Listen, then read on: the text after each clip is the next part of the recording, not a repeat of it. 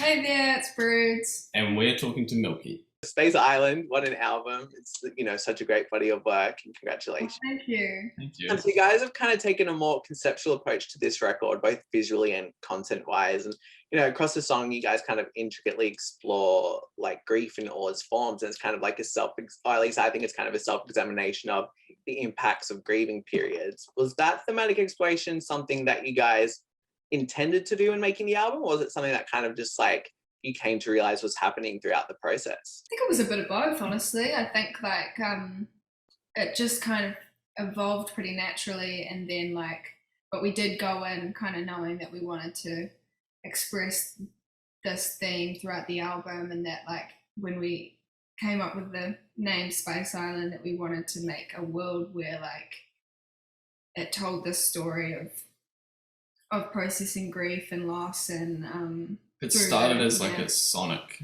description of something that we made. Yeah. I think there's a song, If You Fall in Love, on the album. The last track. The last section of it, we're like, man, we just want to make a song that feels like you're in space, but also on the beach. So lasers and slide guitars. Lasers and slide guitars heavily through the album, but but then Space Island, we were like, whoa, it's there. So deep. We just started kind of exploring what that meant on a more emotional level, and the way that we've kind of it's evolved to become this thing where space is quite a reflection of just diving into it doesn't have to be outer space. Yeah, it's endless kind of consciousness or possibilities or this thing that feels really vast. And I think that's a really confronting feeling when you go through grief, but also the whole concept of an island is very isolating and very finite, and it can feel like you're holding both this infinity and this tiny little finite thing all in one when you deal with loss. Mm-hmm. And so it kind of became this metaphor for grief quite naturally, and it just kind of happened really effortlessly how it evolved. Definitely. And we spent lots of time in it. Yeah, we were watching a lot of sci-fi films. Yeah, definitely. I feel like it's not something that's too forced. It kind of just seems like a natural progression, and it's super beautiful. And the lyrical intimacy is accompanied by these kind of nostalgia-filled sonics, which has that beautiful farfisa, which I'm sure I'm pronouncing wrong. That's the probably thing I pronounced wrong this morning. For beautiful organ. It's kind of a little bit of a new sound for you guys. So how did you go about crafting the sonic realm of the album? I think we started by just listening to a lot of new music. Mm-hmm. We were listening to lots of orchestral stuff. Caleb got a record called Tamboo by Les Baxter, and that kind of kicked it off. And we went into a record store one day, and they were playing this crazy jazz record that's called Moon Gas that influenced it a lot. Dick Hyman, featuring amazing keys Mary player. Mayo. And we just kind of had all this time at home, especially when the pandemic kind of kicked off, and we just listened to records all day, and we wanted to listen to big band stuff and instrumental stuff and cinematic stuff, and that really influenced it. And then just kind of bringing it into this pop world and putting lo-fi dusty strings and things like that alongside some more hi-fi kind of in your face instrumentation. I think those old kind of records with those warm tones and stuff can feel really comforting, and they comforted us. So we kind of wanted to emulate that in the record too. Yeah, so well done. Honestly, love the album. And a lot of them are old recordings of orchestras and things, but then we chop them up and put them through all sorts of stuff. A plugin called Melodyne, and it kind of, you can reharmonize. It's amazing technology. You can do anything. You can just make it into a whole new chord and things like that. So it's pretty fun to mess with stuff. Yeah. And so this is also your 4th album. It's kind of like looking back, how do you think the way you approach creating an album has evolved, like since your debut all the way to here? Oh, it's just changed every time so much. I think I think the first album we were like given 5 weeks, and we had to make and record an album in 5 weeks. We had no idea what we were doing or what we were expecting. We just thought that's what everyone had to do, and then like now we take our sweet ass time and work on it way more ourselves. Yeah, I think because of how much we've learned throughout what's almost a decade now, we just kind of have learned like what is possible and what you need to think about, and like now that we know what our jobs entail,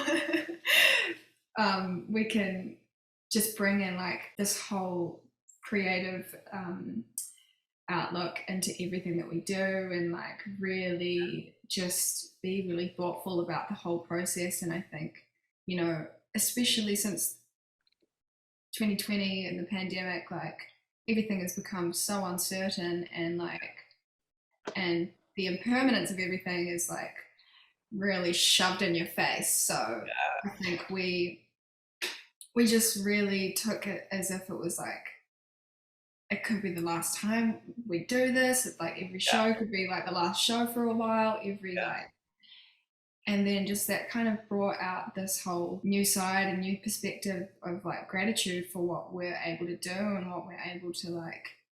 And the team that we have around us is like way more patient with us, and way more like understanding of like our process and things like that. And because you need patience for art, you need it. Just having that support as well, and people not, you know, trying to rush us or anything like that. And it's a really nice place to be in.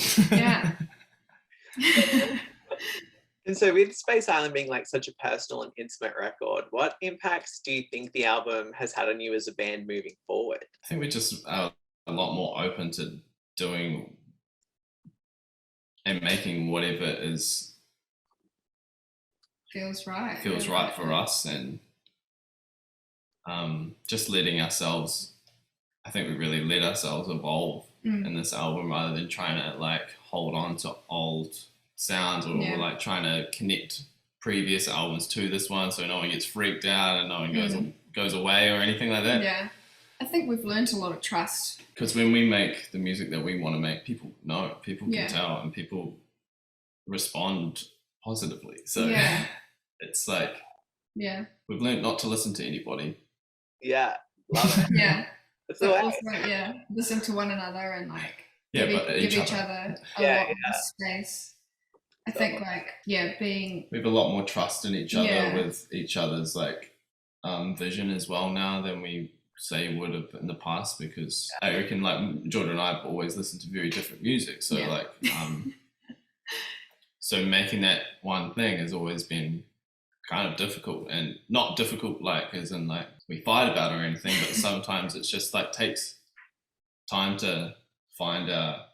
And trusting that two different people with different influences will make like a very, you know, completely different thing and unique thing to what either of us are listening to, and that's like something that we've, you know, just had to trust the process in, and like really, and just letting each other, like we know each other's strengths better than we've ever have. So and our own. And so you guys have really put a lot into creating like the visual identity of Space Island, like the music video, like the trilogy, so awesome. How do you guys approach kind of like settling on what you want to represent each record's visual identity, and how important are the visuals to you when it comes to conveying the themes present within the music? I think this has like been the most that we've done it together. I think previous times, like visually, the visual stuff and like art vision has often more leaning towards me. I did like a design degree or something like that, and I have a lot of like I go looking for a lot of visual art, but now we do it together, so we have the same like and we're in an apartment together for a whole year, and so we watched all the same things and we listened to all the same music and talked about it a lot, and like dreamed about it a lot, and like I think with experience, you can kind of have a new capacity for just being able to actually have some room in your brain to like think about all this stuff. And like at the beginning it was very like, it was hectic, like it was really like there was no time to even like think about your own needs because everything's so full on. And then like now we've kind of settled into like the cycle of like making art, releasing art, and then like you go and you incubate, and then you like hatch this new thing, and then you let it out out of the tree, and like it's just been it's been way more enjoyable because we know like what we're doing a bit more, and that comes with like so much more excitement because you can like we know where to put our time on it, and like we know what we want to be like in control of and what we want to delegate, and it's just become a much more like well-oiled machine, so to speak, and just meeting heaps of people that inspire you, like lots and lots of people that just you can have really beautiful conversations about like film and music and art, and it just no small talk. No small talk. It's like sometimes that can be a bit exhausting. Like, no small talk. But at the same time, it just means that like it's such a rich experience of life when you get to like experience it through the lens of art and then express it like and actually have it be seen and heard and like taken in is a really special gift that we're very aware of how lucky we are to have. Yeah, it's so lovely. So awesome. And still being able to do it. And it's like pretty it's cool. Crazy. Yeah. And so now, which 3 songs of Space Island would you guys play to someone who like never heard your music to make them like an instant diehard fan? It's hard because there's like some really contrasting sounds. Yeah. We had to track it in a specific way not to make it so erratic. But I think one of my favorites sonically is Distance and Drugs. Mm-hmm. And one of my favorites song-wise is Gaslight. I think like that one, just like when I listen to that one still, I like have to hold on to something because I'm going to float away or something like that. I think sonically also Distance and Drugs was like one of my favorites to make because it's just like, it's quite simple. Yeah. I mean, not like chord-wise or anything, but like there's not very many elements, so to make such a big sound with just a few things is like super fun, and it's really nice to like be able to play that with only 3 people as well. Like you can actually play that song or 4 people, and I think like all my favorite toys are in that song as well, and we made just the track first as well and made it with a friend, Joe, who goes under the name Michael, Michl. Yeah. And he's an amazing keys player, so we like made that together, and then I sent it to Georgia, and she's just like sent me back like a full song over top of it, which is like, sometimes that's how it goes. Yeah, Heartbreak or something. That's like one of the favorites. Yeah, one of my favorite beats we've ever made for sure. Yeah, it's just smacking. Snacking. And so, which like line or lyric from the album are you most proud of, or one that you hope like listeners really connect to? That is a hard question, honestly. I think one of my favorite lines of George's. Yeah, you do it. It's the line, draped in pink with a drawer full of blue. It's like one of my favorite lines anyway. Yeah. And it kind of it really described to me how like she was feeling. Yeah. In a way that was like super visual and super like yeah. in my language that like, and then I finally kind of understood some things that she was telling me about like her experience, I guess. Yeah. That like lyric was me trying to express like feeling like I couldn't hold like the feminine and the masculine parts of myself like equally, and like feeling like I wanted to explore like parts of me that are more like, you know, like masculine, because everybody has this duality, right? And like a lot of like, depending on how you're born, you get pushed into a certain like energy, and if you're a boy, you like get dressed in blue and like they chuck out all the pink clothes, and if you're born a girl, like you get dressed in pink and they chuck out all the blue clothes, which only became a girl's color in like 1960s. Yeah, which is just and before like, that it wasn't even a girl, like it wasn't dedicated to girls or anything. It's dumb.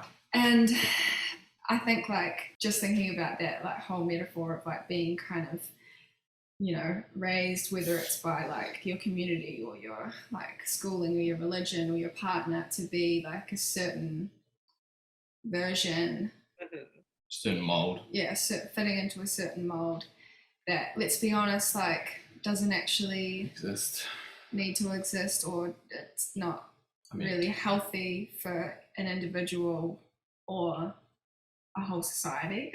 Like everybody needs to be able to hold those two for sure really equally, I think, and like let go of just what it means to be a woman, what it means to be a man. Like it's like, you know, it's whatever you actually feel. What it means to be a human. It means to be a human, eh?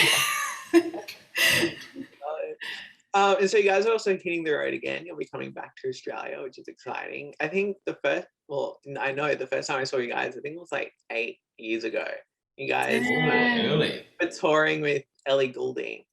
So that was a fun one. Yeah, crazy. When you said like almost a decade, when you said a decade ago, Ellie, I was like, damn, that was 8 years ago. I feel old. Yeah, it's crazy. Like I think it's so funny. Like I was like, how old are you when we started? 19. And the years just keep going by. But it's like, it's weird. Some days I'm like, oh my gosh, I'm so old. But then some days I'm like, man, like I can't believe I've been able to do it for like this long. Not many people can say that they've released 4 albums when they're 27. So yeah, exactly. But yeah, so what will you guys be bringing to this new tour to keep your audience on their toes? We've been really taking a lot of time building this live show, I think, like to give it the energy of the record. So kind of have this like story that has like big moments and really intimate moments, and like really like just super involved in like the lighting and the visuals and everything, and just like we've become very particular. It's not going to be a classic Broods set in the way that it's kind of just balls to the wall the whole time. It's going to be a little more like, there's going to be some moments where, you know, everyone has, you know, it's quiet and intimate, and and those are some of my favorite moments, I think, when we play live, is when we can bring it down and like feel like there's like a really intimate energy in the room.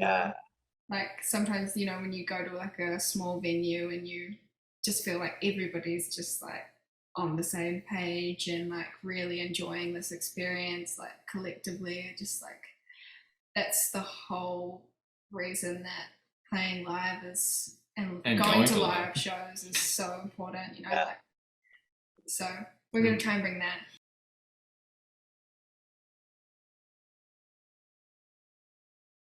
I think mine is a producer called Danger Mouse. I just like everything they touch, I love and listen to over and over and over again. And especially like the stuff with Gorillas and Niles Barclay and things like that.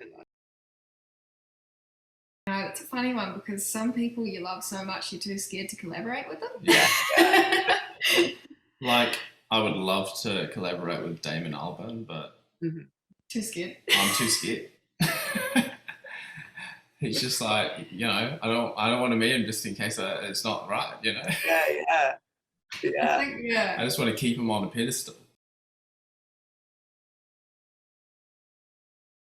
I think my favorite album that I always like go back to was Seat at the Table by Solange.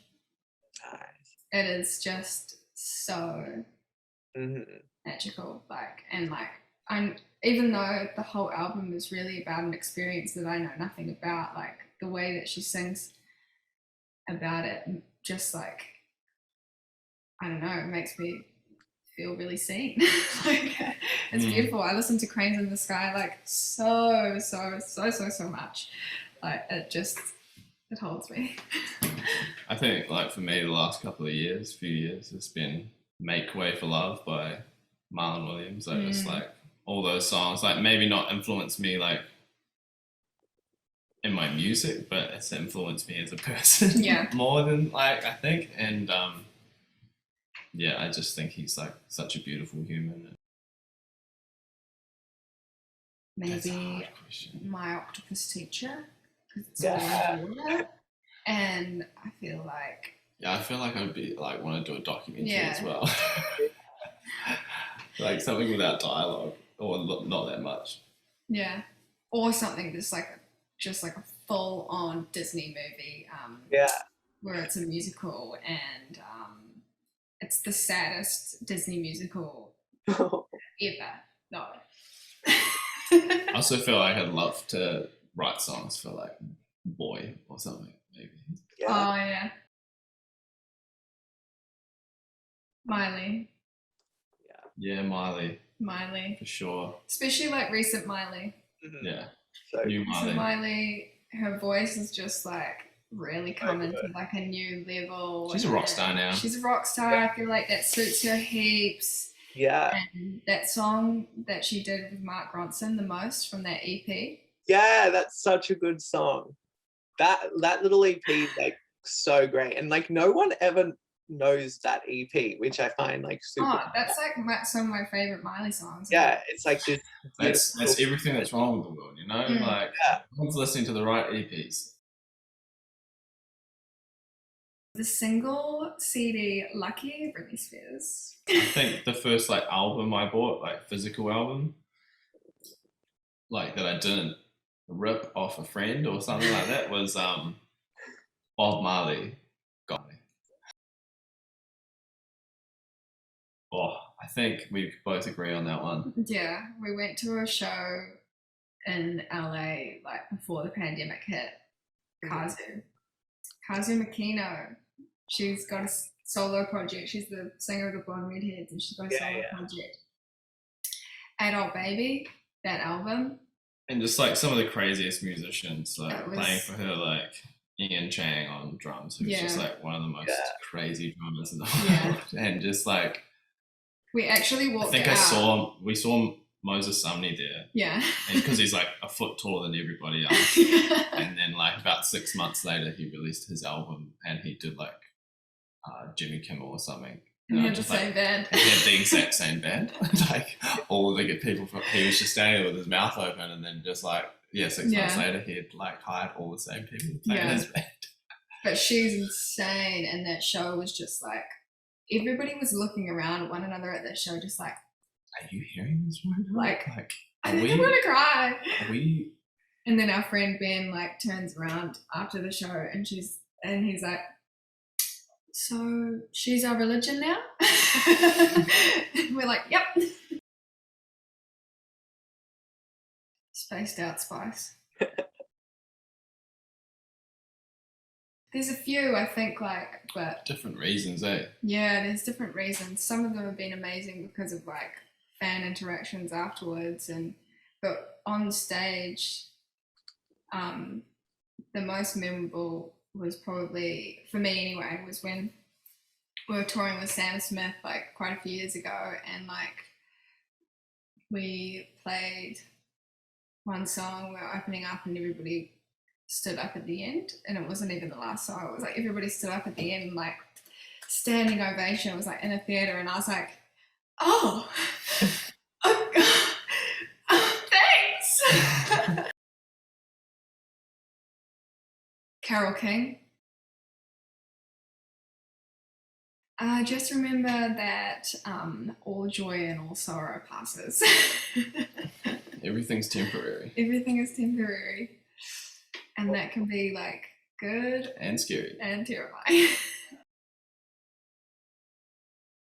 I think that was very early on. Yeah. From when we could walk, probably. Yeah. I think I tried to sing before I could speak. I think I was walking around. Most of the pictures of me as a little kid is like with a little guitar, or before I even got my first guitar, I just had like a plywood cutout with vivid like Sharpie strings on it that Dad had made, and like the dressing gown was like my dressing gown like rope was like my strap. That's so awesome. Because I didn't wear a dressing gown, I didn't wear any clothes. I just ran around with a guitar. Make it with a guitar.